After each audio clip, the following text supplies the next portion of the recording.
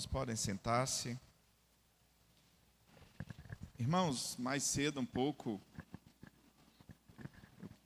eu coloquei um versículo bíblico, eu coloquei bem grande sobre o dia do Senhor, né? O dia de estarmos na presença de Deus, na presença dos irmãos. E nesse momento nós iremos fazer a leitura da pergunta de número 60 do breve catecismo de Westminster, certo? Um símbolo de fé muito querido da nossa igreja. Eu vou fazer a pergunta e a igreja, né, vai responder, ok? Então a pergunta de número 60 diz: de que modo se deve santificar o domingo? Os irmãos respondem: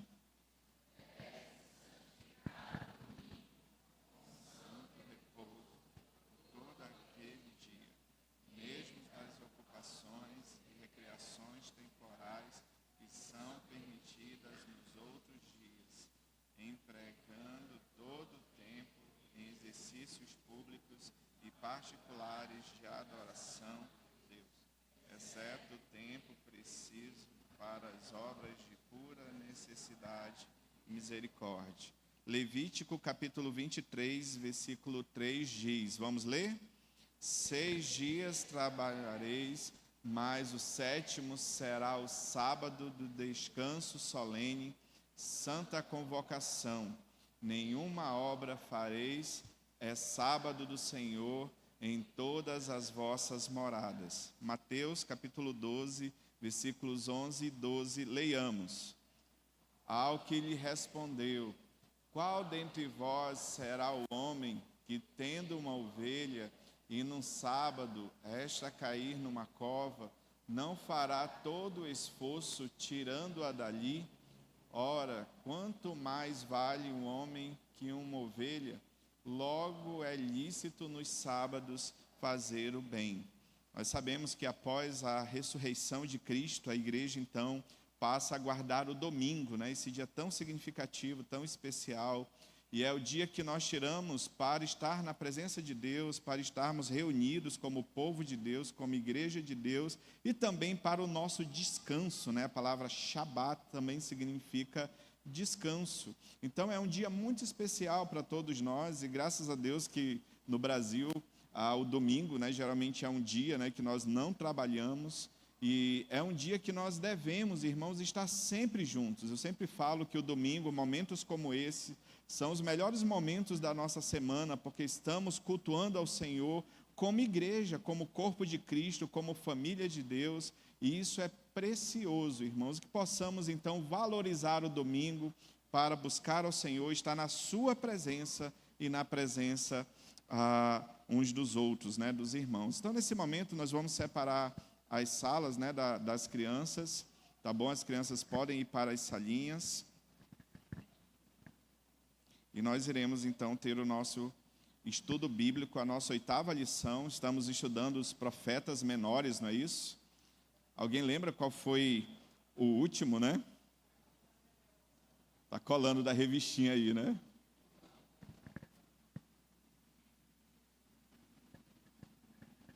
Naum, é isso? E hoje, irmãos, eu vou pedir aos irmãos que peguem a sua Bíblia, você vai lá no início da Bíblia e procura no índice, né? Abacuque, né? Fala, não, pastor, eu abro direto lá, certinho, então.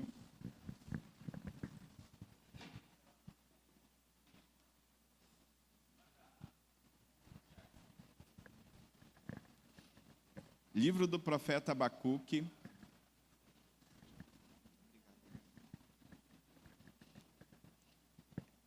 É um livro pequeno, né, apenas 3 capítulos, mas é um livro que nos traz muitos ensinamentos. E eu gostaria, irmãos, de ler uma boa parte, né, desse livro, né? A gente vai ler inicialmente Abacuque, capítulo 1, do versículo 1 até o versículo 11, depois no capítulo 2, de 1 a 5, e depois no capítulo 3, de 16 a 19, tá bom? Então, é sempre bom estarmos lermos a palavra de Deus para a nossa instrução. Então eu vou ler, os irmãos, por gentileza, acompanhem, certo? Abacuque, capítulo 1. A iniquidade de Judá. Sentença revelada ao profeta Abacuque. Até quando, Senhor, clamarei eu e tu não me escutarás? Gritar-te-ei violência e não salvarás?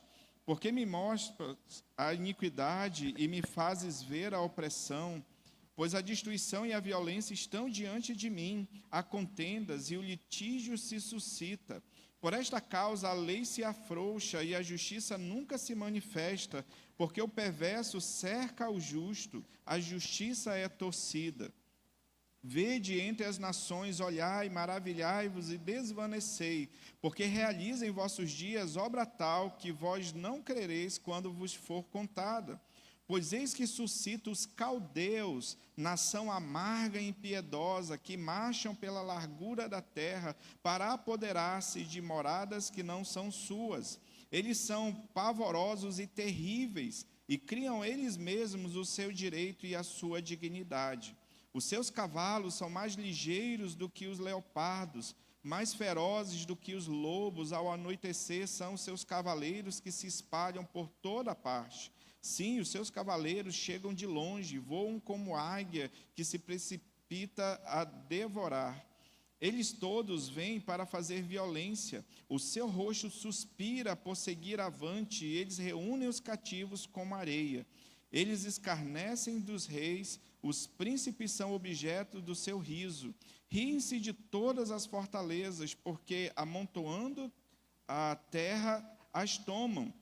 Então passam como passa o vento e seguem, fazem-se culpados estes cujo poder é o seu Deus. Agora no capítulo 2, do versículo 1 ao versículo 5, tá bom? Resposta do Senhor: por-me-ei na minha torre de vigia, colocar-me-ei sobre a fortaleza e vigiarei para ver o que Deus me dirá e que resposta eu terei à minha queixa. O Senhor me respondeu e disse: escreve a visão, grava sobre as tábuas, para que a possa ler até quem passa correndo. Porque a visão ainda está para cumprir-se no tempo determinado, mas se apressa para o fim, não falhará. Se tardar, espera-o, porque certamente virá, não tardará. Eis o soberbo, sua alma não é reta nele, mas o justo viverá pela sua fé. Assim como o vinho é enganoso, tampouco permanece o arrogante, cuja a gananciosa boca se escancara como sepulcro e é como a morte que não se farta. Ele ajunta para si todas as nações e congrega todos os povos. Agora no capítulo 3, a partir do versículo 16. Ouviu e o meu íntimo se comoveu, a sua voz tremeram os meus lábios, entrou a podridão nos meus ossos e os joelhos me vacilaram, pois em silêncio devo esperar o dia da angústia que virá contra o povo que nos acomete. Ainda que a figueira não floresça, nem haja fruto na vide, o produto da oliveira minta e os campos não produzam mantimento, as ovelhas sejam arrebatadas do aprisco e nos currais não haja gado. Todavia eu me alegro no Senhor e exulto no Deus da minha salvação. O Senhor Deus é a minha fortaleza e faz os meus pés como os da coça e me faz andar altaneiramente. Ao mestre de canto para instrumento de cordas. Ufa, estava cansado já aqui, eu estava pedindo alguém ler. Irmãos, esses textos, né, eles são as partes principais do livro do profeta Abacuque. E hoje nós vamos falar sobre como enfrentar as crises da vida, né? Os irmãos sabem que as lições que nós temos dos profetas menores, elas são tão atuais que parece que saíram no jornal de hoje, certo? São muito atuais porque elas refletem exatamente a forma como a nossa sociedade funciona, ela reflete os problemas sociais, morais, financeiros, religiosos até, que nós enfrentamos. Então, a primeira coisa que nós podemos ver no nosso estudo de hoje é que o mundo está em crise. Não é verdade? Quando nós pensamos ao nosso redor, a gente fala assim, Senhor, né? Que situação. O mundo ele vive crise moral, crise econômica, certo? Crise educacional, né, para vários irmãos aqui que são da área da educação, a crise na família, na própria sociedade, e às vezes nós podemos pensar em crise até no contexto da igreja. Pela Europa, Estados Unidos, muitas igrejas fechando as suas portas. A própria igreja brasileira, muitas igrejas se afastaram da Escritura e hoje pregam um evangelho que não é o evangelho como ele é revelado nas Escrituras Sagradas. Muitas falsas doutrinas, né, nos cercam aí todos os dias. Os pregadores ou pseudo-pregadores midiáticos, né, trazem, cada dia eles vão inventando, né, e a gente tem que admitir que eles são muito criativos, né, nas suas invenções, né, nas suas elucubrações, e acabam distanciando muitas pessoas da fé. Também vemos, irmãos, no próprio contexto da igreja, de maneira geral, muitas pessoas que parece que perderam ânimo de servir ao Senhor, que não tem mais aquele desejo, aquela sede de estar na presença do Senhor, de servir ao Senhor em sua obra. Parece que muitas pessoas andam cabisbaixas, desanimadas. Então nós vemos que vivemos em momentos de crise, assim como era nos dias do profeta Abacuque, né? Uma crise espiritual, moral e social, como está aí na sua revista, né? Na lição 8, havia se instalado em Judá, né? E Abacuque é levantado por Deus para, diante daquela situação, chegar diante de Deus e falar: Senhor, por que, Senhor? Até quando que isso vai acontecer? E nós já vimos, né, comparando, o contexto é muito parecido com o que nós vivemos, mas também nós podemos pensar na crise que afeta a nossa própria vida, certo? Às vezes há pessoas com crise no casamento, com crises na educação dos filhos, com crise, né, até existencial. A gente pensa que isso não afeta a igreja, mas afeta a igreja. Às vezes você vê, por exemplo, muitos adolescentes que estão assim perdidos, né, e se encontram perdidos até pelas pressões que eles enfrentam na escola, por exemplo, diante das amizades. Mas nós podemos sim pensar à luz do profeta Abacuque, como nós podemos então enfrentar essas crises, né? Aí a nossa revista diz assim, ó, já na primeira parte, ó, diante de um agonizante mundo em crise, que anseia por respostas e precisa descortinar um novo horizonte, a Igreja de Cristo deve se sentir desafiada e pôr em prática a mensagem profética. Essa é a nossa proposta ao buscar a atualidade de Abacuque. Quando nós falamos aqui em buscar a mensagem profética, a gente sempre tem que fazer uma observação, né? Eu não estou dizendo que a gente vai atrás de novas profecias, né? De repente, o irmão Joelson, né, que tem jeito de profeta, assim, né, no Antigo Testamento, né, vai se levantar e trazer uma nova profecia, né? Não é isso, ou o Geraldo, né, também, né? Mas é no sentido de olhar a profecia revelada, ver o quanto que ela é atual e aplicar às nossas vidas. Na segunda parte aí da revista fala um pouco sobre o contexto da mensagem, né, desse livro. Nós sabemos pouco a respeito de Abacuque. Inclusive, o seu nome só é mencionado 2 vezes no seu próprio livro, certo? Não se sabe muito sobre ele. Alguns dizem, né, estudiosos, que o nome dele poderia significar abraçador, ou aquele que abraça, né? No sentido de que ele vê aquela situação e é meio que ele tem aquela atitude carinhosa, certo? De sentir aquela situação, aquela crise em todas as áreas do povo. E aí eu fui pesquisar, aí eu peguei aqui uma citação do Lutero, né? Lutero dizia, ele entendeu que o nome Abacuque significa aquele que abraça o outro e o toma em seus braços. Assim, Abacuque abraça o povo e toma-o em seus braços. Isso é, ele é usado para confortar o povo e trazer palavras de esperança de Deus para o povo. Daí o significado do seu nome, certo? No versículo 2 do capítulo 1, eu peço que os irmãos deem uma olhada, ele fala sobre um contexto de violência, de destruição, de opressão, de contendas, de litígios, né? O litígio pode ser mais aquela disputa judicial entre pessoas, que também pode ser traduzido por contendas, parcialidade na aplicação da lei, injustiça, toda sorte de iniquidades é a realidade dos dias do profeta Abacuque e do povo de Judá, que se confunde com a dos nossos dias. ele profetiza, irmãos, há poucos anos após da invasão da Babilônia em Jerusalém. Interessante que o reino do norte já tinha sido invadido pelos assírios, né, no ano 722 a.C.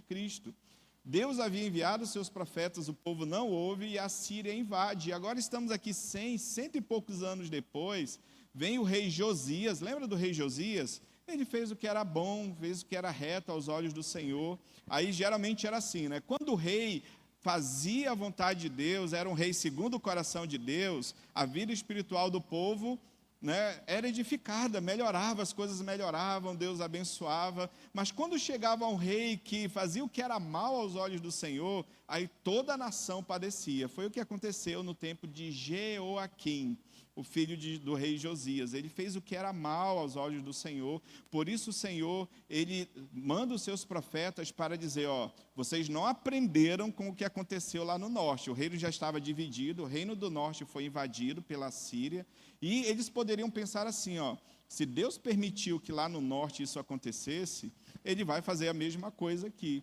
Mas o povo não ouviu a voz de Deus, não ouviu os seus profetas, e agora, pensa em Abacuque, né? Deus chegando e vai falando assim, vocês vão ser invadidos, certo? Eu vou mandar uma nação contra vocês e vou trazer juízo sobre vocês, e não vai tardar. Então, o profeta, ele se sente angustiado. Então, no capítulo 1, ele vai falar sobre o juízo de Deus sobre Judá. Vai falar, eu vou mandar os caldeus, e os caldeus, né, a Babilônia havia ascendido, né, o império, né, a Síria cai, a Babilônia vem, e os caldeus são conhecidos historicamente como um povo extremamente cruel, porque eles não se contentavam só de invadir. Eles invadiam e eles destruíam os inimigos de uma maneira extremamente cruel. Alguns historiadores falam, né, que eles pegavam os reis, por exemplo, e a família dos reis e tiravam as unhas, né, deles, né, e faziam verdadeiras atrocidades. Eles não queriam apenas conquistar, eles queriam humilhar o povo que eles haviam conquistado. Era aquele conquistador terrível, cruel. Inclusive, nós lemos sobre isso. E agora o profeta Abacuque, então, ele recebe, Deus vai falar sobre o juízo dele sobre Judá pela desobediência do povo. Depois, já no capítulo 2, em segundo lugar, ele vai falar sobre o juízo de Deus sobre os caldeus, que era o povo que invadiria, né, na letra B aí, Então é o seguinte, Deus fala assim, eu vou trazer juízo para vocês com os caldeus. Mas, os caldeus, eles também serão alvo da minha ira. Eu também vou tratar com eles. Então, porque Abacuque chega assim e fala, Senhor, mas logo eles são mais ímpios do que nós. E o Senhor está falando, vai falar no capítulo 2, que ele também vai exercer juízo sobre os caldeus, sobre os inimigos do seu povo. E aí, no terceiro capítulo, então, nós temos a oração de Abacuque, né, na letra C. Pode passar, por gentileza. Deus é exaltado pelo profeta Abacuque. O livro termina com um cântico, com uma poesia, expressando que a confiança do profeta não estava nas crises ou nas situações da vida, mas estava diante do próprio Deus. Ele disse, olha, aconteça o que acontecer, eu me alegrarei no Senhor. E aí ele vai dizer que o justo, ele vai viver pela sua fé. O apóstolo Paulo vai usar isso também, né? Ele vai usar essa frase lá no Novo Testamento. O autor aos Hebreus também vai usar a mesma frase. E Abacuque vai ressaltar a sua confiança no Senhor, apesar da crise. Então, inclusive nós falamos ontem sobre satisfação, né, no encontro abençoado de homens que nós tivemos aqui na igreja. E a nossa satisfação, ela não pode estar alicerçada nas coisas dessa vida, mas em Deus. E o cântico, né, de Abacuque, que é belíssimo, inclusive há algumas músicas, né, com esse cântico, que trazem ao nosso coração alento. E aí nós vamos, então, tentar atualizar essa mensagem para os nossos dias hoje. Então, o primeiro ponto, irmãos, aqui, eu estou só na introdução, tá vendo? Agora que a gente vai ter mais de 3 horas aqui de estudo, né? Dia do Senhor é só para isso mesmo. Nós já lemos lá no breve catecismo, né? Então, em primeiro lugar, irmãos, diante da mensagem do profeta Abacuque, como nós podemos enfrentar tempos de crise, certo? E enfrentar a crise que nós vivemos também em nossa nação e que o mundo vive. Em primeiro lugar, em tempos de crise geram questionamentos, né? Eu coloquei uma imagem bem, né, assim, bem comovente mesmo, né? O profeta chega diante de Deus e diz: até quando, Senhor? Por que o Senhor está fazendo isso? Observe o versículo 2, ele começa assim, do capítulo 1. Até quando, Senhor, clamarei eu e tu não me escutarás? Gritar-te-ei violência e não salvarás? Por que, né, outro questionamento, me mostras a iniquidade, me fazes ver a opressão?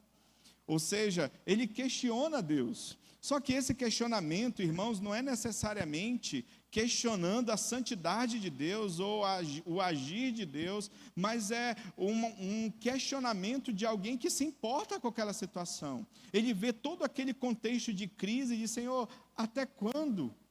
Por que, Senhor? Estamos na dependência do Senhor.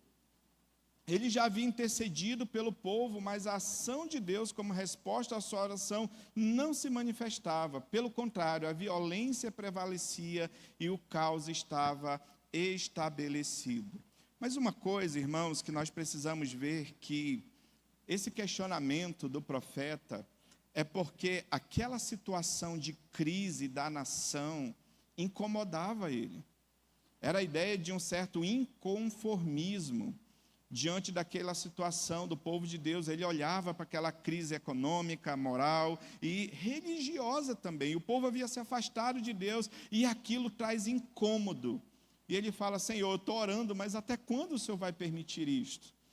E aí nós podemos pensar assim, diante de tantas crises que estamos envolvidos, que nós vemos aí mundo afora, talvez na nossa própria vida, será que isso causa algum tipo de incômodo que nos leva à presença de Deus e nos faz falar assim: Senhor, até quando, Senhor? Por que isso está acontecendo? O Senhor age, Senhor. Lembra que Davi, por vezes, ele fala assim, da mesma forma: Senhor, até quando?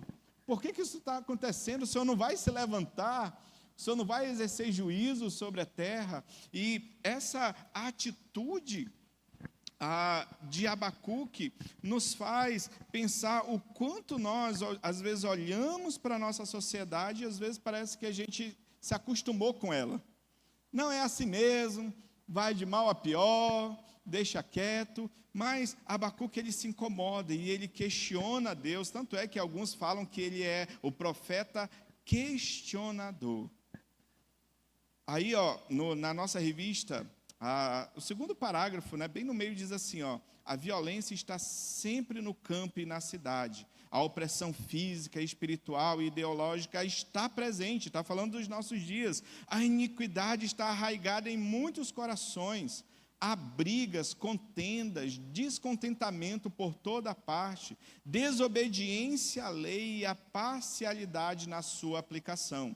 Por exemplo, a nossa Constituição Federal diz: todos somos iguais perante a lei. Até me emocionei, né? Bonito, né? Mas será que isso de fato tem se aplicado em nossa nação? Será que isso é uma realidade em nossa nação? Deveria ser, mas nem sempre nós vemos isso, certo? Por exemplo, você vê que as pessoas que têm muito dinheiro, por exemplo, elas podem pagar uma fiança, elas nem são presas, né? Geralmente em nossa nação. Um amigo meu, por exemplo, pastor, inclusive, ele tem um irmão, e o seu irmão se viu envolvido, por exemplo, em receptação de carros, e ele foi preso. E aí ele foi na delegacia, conversou lá com as pessoas, e aí o delegado falou assim: não, é simples, ele pode sair hoje, você não tem uma fazenda, né? Isso é uma fazenda, né? Lá no Goiás, né? É simples, o delegado precisa de R$100 mil, porque daí ele vai autuar, mas ele vai colocar na lei uma coisa bem branda, e ele já vai para casa hoje. Pensa, e a nossa justiça é assim, nós vemos isso acontecer constantemente, onde, infelizmente, na nossa nação, as pessoas, elas dependendo de quem for, se forem pobres, se forem ricas. A gente vê que a lei não é assim. E aí a pergunta é, será que isso causa indignação na gente? Será que isso nos leva à presença de Deus para clamar ao Senhor por justiça, clamar ao Senhor que Ele intervenha nessa situação? Vivemos dias em que os maus levam vantagem sobre os bons e a justiça é manipulada.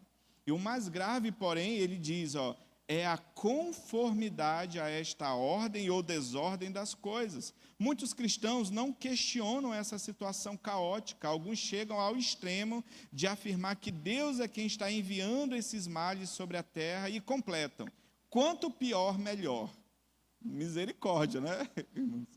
Mas a igreja, irmãos, a ação do povo de Deus deve levá-lo a chegar à presença de Deus humildemente e falar: Senhor, olha a situação da nossa nação, Senhor.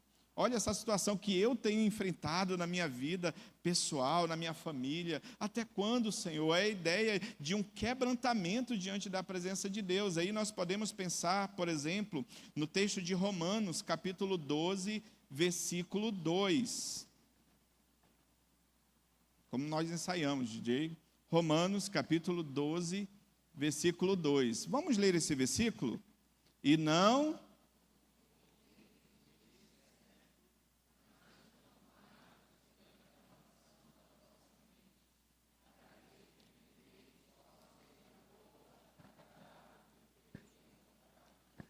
É a ideia, né? Eu quero destacar a primeira parte aqui: não vos conformeis com este século. E Abacuque não se conformava com aquela situação. Ele não estava bem com aquilo. Da mesma forma, nos nossos dias, a gente não pode estar bem com essa situação. A gente não pode achar que isso é normal, porque não é. Isso é a multiplicação da iniquidade no mundo, na vida das pessoas, e nós precisamos estar diante de Deus com o nosso coração quebrantado. É isso que Abacuque expressa: Senhor, até quando, Senhor? Por que isso está acontecendo? Questionar a Deus com reverência. Eu não estou falando, olha aí, Senhor, por que isso está acontecendo? Não, mas com o coração quebrantado, com reverência, de um coração que sente também esse inconformismo com o que está acontecendo no mundo. É isso que Abacuque está fazendo diante de Deus e diante da presença de Deus. Então, podemos dizer que Abacuque é questionador e inconformado com o que está acontecendo ao seu redor, com todas as crises que estão acontecendo ao seu redor. Os irmãos entenderam esse primeiro ponto aqui? Então, tempos de crise geram questionamentos, certo? Segundo lugar, tempos de crise conduzem à oração. O profeta, ele ora, ele busca ao Senhor também em oração. Muitas pessoas, elas se afastam de Deus, né, no tempo de crise, né, elas deixam de ir para a igreja, deixam de orar, deixam de ler a Bíblia, mas na verdade as crises deveriam nos empurrar para a presença de Deus. 1 Tessalonicenses, capítulo 5, versículo 17, dos primeiros versículos que eu decorei na escola bíblica dominical, porque ele é bem pequeno. O que diz 1 Tessalonicenses 5, 17? Alguém sabe? Orai sem cessar. Está vendo? Se não aprendeu nenhum versículo até agora, 1 Tessalonicenses 5, 17, orai sem cessar. Tia da escola dominical ensinou quando eu era criança, né? Lá na salinha Cordeirinhos de Jesus, né? Não sei quem era dessa época, né? Essa é antiga, né? Deve estar bem mais atualizado hoje, eu acho, né? Cordeirinhos de Jesus. Então, porém, em tempos de crise, o clamor do povo de Deus deve ser intensificado. Precisamos orar sem cessar. Mas em tempos de crise, nos dias, por exemplo, que nós vivemos, aí, irmãos, é que nós precisamos orar mesmo. Intensificar o nosso clamor diante de Deus em oração. Colocar as nossas vidas diante do Senhor em oração, colocar a nossa nação em oração. Às vezes nós criticamos os nossos líderes políticos, e devemos criticar mesmo. Às vezes nós nos indignamos com eles, e devemos nos indignar mesmo. Mas quantas das vezes nós oramos por eles? Não é isso que a Escritura nos ensina a fazer, nos exorta a orar pelos nossos líderes, a orar pelos nossos governantes. Aí ele diz, o profeta, ele era um perseverante intercessor, porque ele diz assim: Até quando, Senhor, clamarei eu? Vê a intensidade na oração, ele não está apenas orando, ele está clamando ao Senhor. Clamarei eu e tu não me escutarás. Quanto mais o tempo passava, mais ele se quebrantava diante do Senhor. Em meio a tempos de crise, não podemos nos contentar com os recursos humanos que visam a solução. Muitas das vezes a gente busca as soluções para as nossas crises em nós mesmos ou em recursos humanos. Mas, irmãos, a solução não está no homem, não está neste ou naquele político. Se esse daqui foi eleito, vai resolver o problema. Eu não vou falar nem nomes aqui, que eu não quero criar uma guerra aqui, né? Porque a gente fala o nome de um, já cria uma guerra, né? Entre pessoal da direita e pessoal da esquerda. Mas, irmãos, a solução não está nem na direita e na esquerda. A solução está no Senhor, porque feliz a nação cujo Deus é o Senhor. Sabe aquelas crises que às vezes nós enfrentamos, que nós falamos assim, eu não dou conta de resolver. É porque tem crises que somente Deus é capaz de resolver. Por isso que nós precisamos orar, nos quebrantar diante do Senhor. A ação isenta de oração pode resultar em frustração, pois o coração do homem pode fazer planos, Provérbios 16:1, mas a resposta certa dos lábios vem de quem, irmãos? Do Senhor. Ele cria na intervenção divina. Ao ser informado de que os impiedosos caldeus seriam instrumentalizados no juízo que sobreviria sobre Judá, ele intensificou a sua intercessão, pedindo a Deus que não aniquilasse a sua nação. Está aí do versículo 12 ao versículo 17. Ele sabia que viriam tempos difíceis. Quando Deus falou, vou mandar os caldeus. Pensa no coração do profeta. Uma nação impiedosa e amarga, como ele mesmo descreve aqui. E aí ele clama ao Senhor, dizendo, Senhor, tem misericórdia do teu povo. E ele intercede, pedindo a Deus, Senhor, mas não aniquila a nossa nação. Tempos de crise devem desafiar o povo de Deus à prática intensificada da oração. Aí ele lembra aqui de Neemias. Neemias capítulo 1, versículo 3 e versículo 4. Vê que eu estou tentando falar mais pausadamente, como eu combinei com o DJ ali, né? Para dar tudo certo, né? Neemias, que geralmente eu sou acelerado, né? Quando Neemias ele tem conhecimento da situação de Jerusalém, agora a gente está falando depois, né? Abacuque está angustiado porque a Babilônia invadiria Judá e levaria o povo para passar 70 anos lá na Babilônia. Agora é pós-exílio, né? Disseram-me, qual a situação do povo que estava depois do exílio?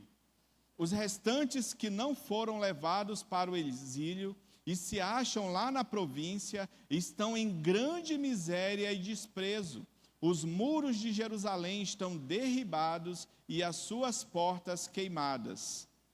Tendo ouvido essas palavras, preste atenção na atitude de Neemias diante dessa crise, da situação da Jerusalém agora quase que completamente devastada e destruída.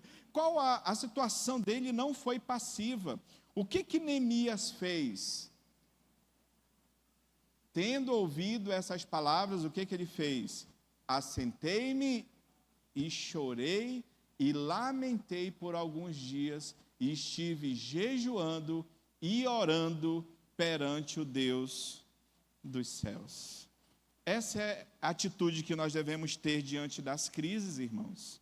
É a oração, é se quebrantar na presença de Deus, é dobrar os joelhos na presença de Deus, porque Deus, irmãos, Ele é poderoso para intervir. Deus pode nos ajudar, inclusive, com as nossas crises que nós enfrentamos no nosso dia a dia. A 2 Crônicas, capítulo 7, versículo 14.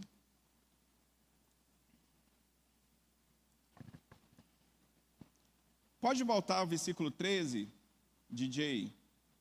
Deus fala assim, se eu cerrar os céus de modo que não haja chuva, crise, né? Que não haja chuva, ou se ordenar aos gafanhotos que consumam a terra, ou se enviar a peste entre o meu povo, crise, né? O que Deus fala ao seu povo? Se o meu povo, vamos ler juntos? Se o meu povo, que se chama pelo meu nome, se humilhar e orar e me buscar e se converter dos seus maus caminhos, então ouvirei dos céus, perdoarei os seus pecados e sararei a sua terra. Aqui tem um ensinamento além para a gente, porque não é só orar, se humilhar, buscar, tem um elemento a mais aí, não tem? Qual que é, irmãos? Se converter dos seus maus caminhos. Entende? Porque às vezes a gente pode pensar assim: Senhor, eu estou orando, mas eu não mudo a minha vida. Senhor, eu estou orando, mas eu continuo na mesma vereda de pecado. E nós precisamos orar a Deus, mas ao mesmo tempo ter uma atitude de mudar de vida, de se quebrantar na presença de Deus e abandonar os nossos maus caminhos. O autor de Hebreus, ele vai dizer que nós devemos despojar, tirar, jogar fora todo o peso e o pecado que tenazmente nos assedia. Certo? Às vezes, a ideia do peso, pensa no atleta, né? Tipo Rafael, né? O atleta, né? Pensa o Rafael vai correr uma maratona. E aí, de repente, eu chego, não, Rafael, vou te dar um negócio especial para você correr essa maratona. Aí eu coloco 2 pesos de 1 quilo em cada perna dele, né? Ele vai falar assim, não vou aguentar nem 2 quilômetros, né? E às vezes, irmãos, a gente está correndo a caminhada cristã, mas a gente tem esses pesos que nos impedem de correr bem. A gente tem esses pesos que são coisas que não são erradas em si, mas que podem se tornar um grande peso para as nossas vidas. Por exemplo, o trabalho é uma bênção para a nossa vida, não é? É bênção de Deus. Mas às vezes o trabalho pode tirar o nosso tempo com Deus, pode nos afastar de Deus se nós não vigiarmos e não cuidarmos. O namoro é uma bênção de Deus, mas quantos namoros deixam de ser bênção de Deus quando não há respeito, quando não há observância da palavra de Deus? Então, nós precisamos pensar também na nossa vida que precisamos orar, precisamos nos quebrantar, mas a gente precisa mudar de vida também. A gente precisa se arrepender e se converter dos nossos maus caminhos. E aí sim, com o coração quebrantado, orar ao Senhor e crer que o Senhor é poderoso para sarar a nossa terra. E eu não estou dizendo, irmãos, a ideia de que Deus vai sarar o Brasil, vai curar o Brasil, que todo o Brasil vai ser convertido ao Senhor, mas nós podemos orar ao Senhor para que alivie essa carga, esse peso, para que trate, para que levante governantes, quem sabe governantes crentes, homens, mulheres de Deus, para governar a nossa nação, para conduzir a nossa nação, e mesmo aqueles que não são crentes, que possam ser alcançados pela graça comum de Deus, e que conduzam a nação de maneira honesta, de maneira correta, orar diante de Deus. Nós precisamos orar mais, irmãos. A gente ora muito pouco, até pela correria do dia a dia. Às vezes é possível, não precisa se manifestar, né? nem coçar a cabeça, né? Às vezes é possível passar o dia inteiro sem fazer uma oração sequer. Às vezes o dia começa, você já começa ali despertador, e às vezes não houve despertador naquela correria, passa o dia inteiro trabalhando, chega à noite, aí tem menino em curso, em expectativa.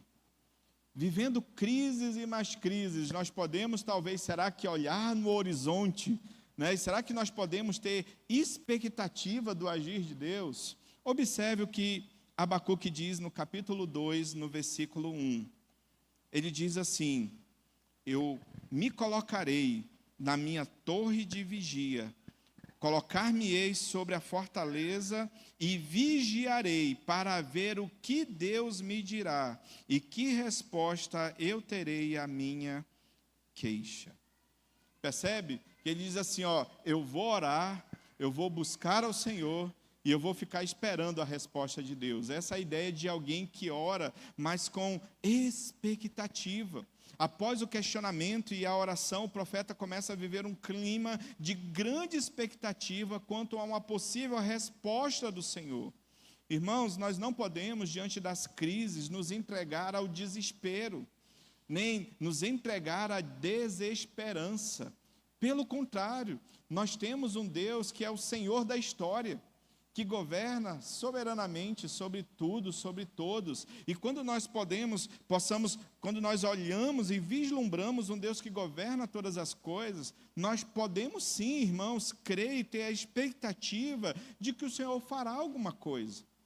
Uma vez, no curso que eu fazia em São Paulo, de teologia, o nosso professor, ele falou assim: vocês pregam na igreja de vocês? Aí a gente falou: sim, a gente prega na igreja. Aí ele perguntou assim: mas você prega com a expectativa de que Deus vai agir? Aí eu fiquei pensando naquele negócio, né? Nunca mais esqueci isso. Porque ele disse que às vezes nós pregamos a Escritura e parece que a gente não tem nenhuma expectativa no agir de Deus, na transformação das pessoas. Por exemplo, nós fomos alcançados pela pregação do Evangelho. E quando nós pregamos a palavra, nós precisamos pregar com a expectativa de que Deus pode fazer algo, de que Deus pode trazer edificação, de que Deus pode trazer consolo, de que Deus pode trazer salvação, de que Deus pode trazer transformação, renovação, que Deus pode curar, que Deus pode agir com graça e misericórdia. Quando nós pregamos, precisamos ter expectativa. Quando nós oramos, nós também, irmãos, devemos ter expectativa de que o Senhor é poderoso para responder a nossa oração. É claro que nem sempre Ele responde como nós queremos. Às vezes nós oramos pela cura, e às vezes o Senhor diz não. Ou o Senhor diz: ó, agora não. Ou o Senhor diz: ó, vai ter um tempo aí. Mas o Senhor, irmãos, Ele nos dá essa expectativa de você fazer algo, de você orar ao Senhor, e você ficar esperando o agir de Deus e a resposta do Senhor. Foi isso que Abacuque fez. Em tempos de crise, é muito comum pessoas exigirem também soluções imediatistas para os seus problemas.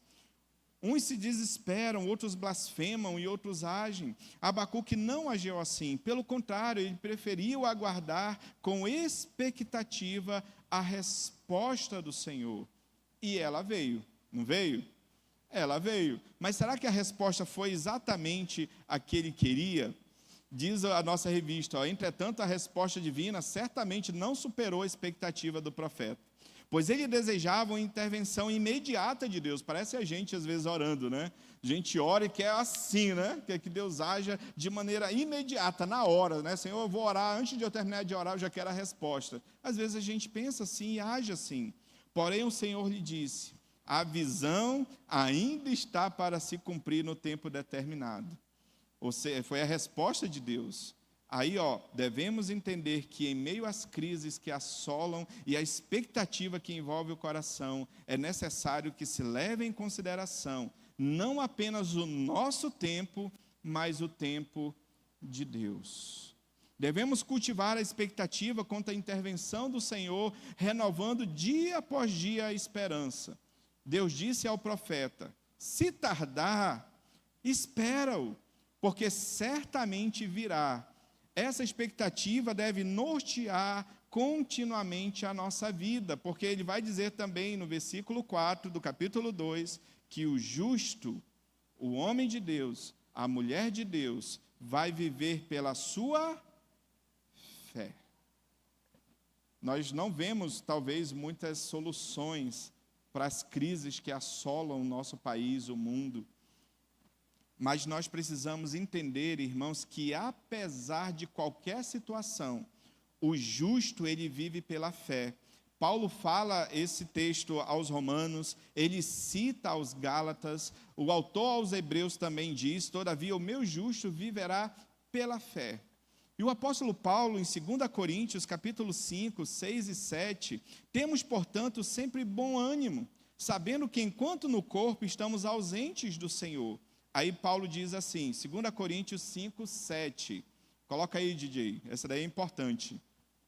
1 Coríntios 5, 7. Vamos ler? Visto que andamos por fé, e não pelo que vemos. É assim que a gente precisa viver nesse mundo de crise.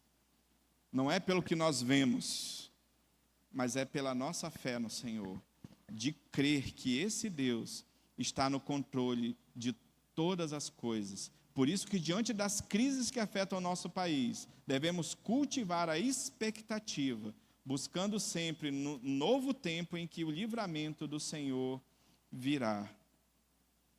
Em último lugar, irmãos, tempos de crise exigem dependência de Deus. É nos tempos de crise que nós precisamos derramar a nossa vida e confiar no Senhor. Diante da crise que assolava a nação, o profeta não se desesperou, ele não se revoltou, ele não se distanciou de Deus. Pelo contrário, ele apresentou a sua queixa, ele orou ao Senhor, ele questionou, ele perguntou, ele se importou.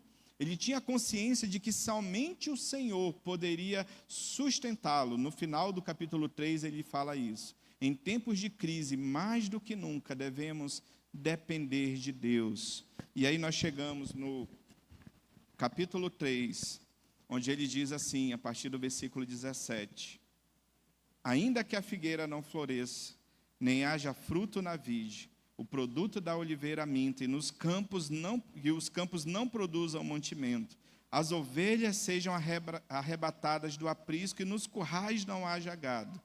Ou seja, ainda que tudo esteja dando errado, ainda que a crise seja generalizada em todas as áreas, ele vai usar uma conjunção adversativa aqui, né? Todavia, o que ele diz? Eu me alegro em quem? No Senhor. Exulto no Deus da minha salvação. O Senhor Deus é a minha fortaleza. Irmãos, estamos seguros, porque temos o Senhor na nossa vida, estamos no Senhor. Ele é a minha fortaleza, e faz os meus pés como os da coça, e me faz andar altaneiramente. Você já observou uma corça correndo? Ela vai pulando, né, e saltando, é extremamente rápida. A ideia, irmãos, é que diante das crises, o Senhor vai nos conduzir em graça, para que possamos caminhar na dependência dEle. E nós precisamos esperar no Senhor, entregar tudo a Ele, entregar a nossa vida, entregar as nossas crises, entregar a nossa nação diante do Senhor. Foi assim com Moisés, foi assim com Neemias. Lembra que Moisés chegou e falou para Deus: Deus, se a tua presença, Senhor, não for conosco, não nos faça sair deste lugar. Porque ele sabia que ele dependia do Senhor para a sua empreitada. Neemias disse, diante da construção da cidade, dos muros, se a boa mão do Senhor estiver conosco, o Senhor vai nos dar bom êxito. Se a boa mão do Senhor, dependência de Deus, irmãos. Jesus disse: sem mim, nada podeis fazer. Portanto, a vitória reservada àqueles que vivem pela fé implica, como nós vimos, oração, expectativa e contínua dependência de Deus. Irmãos, de um jeito ou de outro, com crise ou sem crise, nós somos vitoriosos por causa de Cristo. 1 Coríntios, capítulo 5, versículo 17.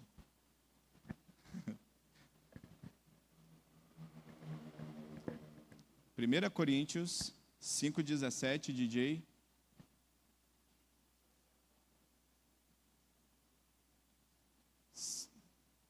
Ou 15,57. É para ver se você estava prestando atenção na revista.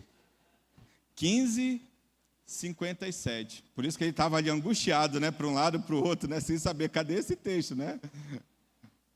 Irmãos, vamos ler essa verdade gloriosa do Evangelho, da Palavra de Deus? Leiamos. Graças a Deus, que nos dá a vitória, por intermédio de nosso Senhor Jesus Cristo. Acalme o seu coração. Tudo vai terminar bem. Nós somos mais do que vencedores por meio de Jesus Cristo, que nos amou. Que nós possamos entregar tudo nas mãos dele. Foi isso que Abacuque fez. O mundo está em crise, mas nós também podemos estar vivendo as nossas crises. Mas o Senhor nos chama a viver na dependência dele, sabendo que nele nós somos mais do que vencedores. Pode passar, DJ. Nós vivemos dias de crise econômica, sociedade hipócrita e corrupta, corrupção política e momentos de grande frieza espiritual no contexto geral da Igreja do Senhor. Mas no meio de tudo isso, irmãos, o que você tem que gravar na sua mente, no seu coração? É de que o justo viverá pela fé. O Senhor está cuidando de nós e nós precisamos crer nisso. Pode passar. Jesus disse, irmãos, eu sou o bom pastor.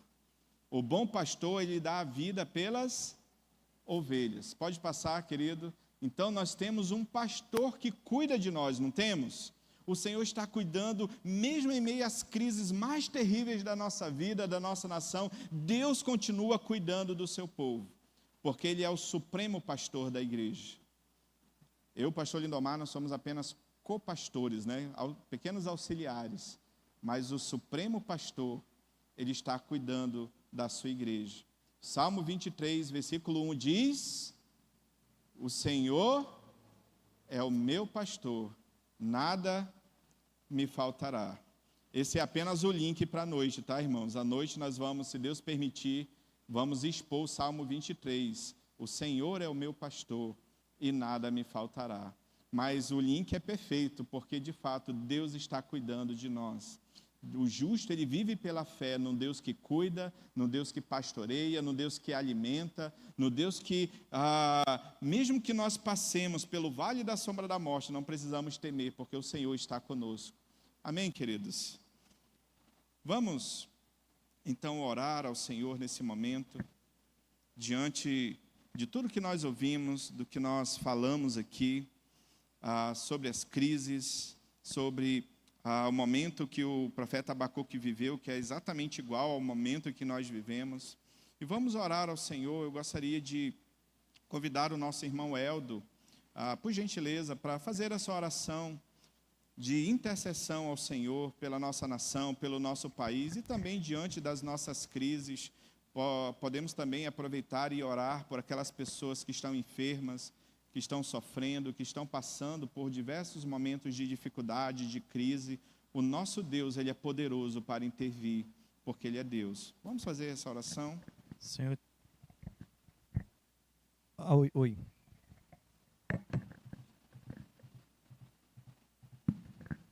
Senhor, queremos Te render graças, louvar Teu nome, Te agradecer, Senhor Deus, pela Tua palavra que vem a nós. Obrigado, Senhor Deus, porque Tu nos deixa abandonados, Tu traz a Tua palavra como um refrigério a nós. Nós nos lembramos dos Teus feitos, como Tu agiste na história, como Tu cuidaste do Teu povo, e nos alegra o coração saber que o Senhor tem cuidado de nós, que nada foge do Teu controle, Tu tem um controle sobre tudo e todos, Tu tem agido no meio até da impiedade, o Senhor tem posto freio na maldade do homem. Se não fosse o Senhor, com certeza tudo já estaria perdido, mas o Senhor tem cuidado, tem sustentado e tem provido o sustento dos Teus servos, apesar das lutas que temos vivido. Agora queremos Te rogar, Senhor Deus, aumenta-nos a nossa fé, a nossa confiança em Ti, que possamos colocar todas as nossas necessidades na Tua presença, que possamos esperar somente em Ti, Senhor Deus, o socorro nos momentos de dor, de luta, de enfermidade, e crer, Senhor Deus, que o Senhor tem ouvido as nossas orações por causa do Teu Filho. Tu tem estado conosco, apesar de cada momento de dificuldade, o Senhor está conosco, o Senhor tem cuidado de nós. Todos nós podemos dizer que o Senhor é bom, porque temos experimentado o Teu cuidado. Mas ajuda-nos, Senhor, porque somos fracos.